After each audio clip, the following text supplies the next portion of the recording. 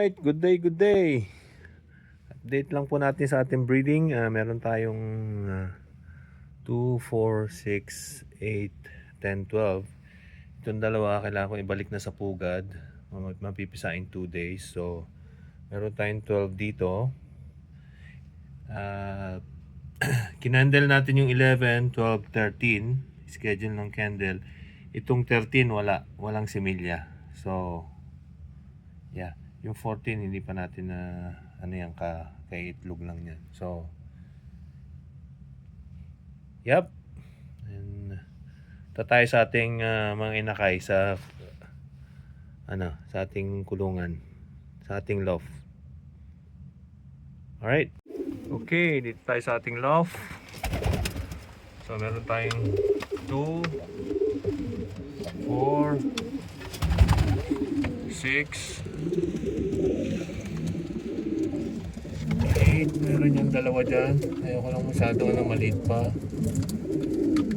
8. Tapos ang itlog dito, may dalawang itlog dyan. Dalawang itlog dyan. Dalawang itlog dito. Dalawang itlog din dyan. So tayo sa kabila. Ngayon, ililipat natin yung itlog doon. Galing sa incubator. Alright. Okay. Alright, dito tayo sa kabila. Ito yung nilipat ko rin ngayon. Ngayon lang, dalawang itlog. Yan, nilipat ko nung isang araw. Mapipisa na yan anytime. Yan, dalawa.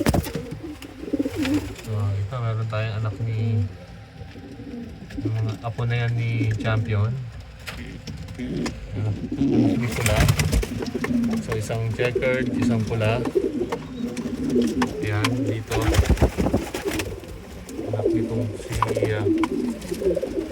21990, 27790. Isa lang to. Yan, isa lang yan. Ayan.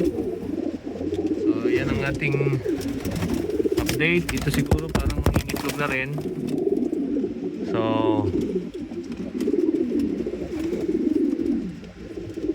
okay.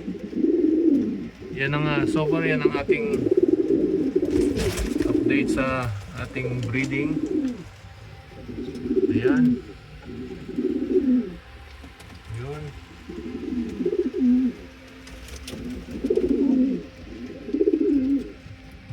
Alright, thank you.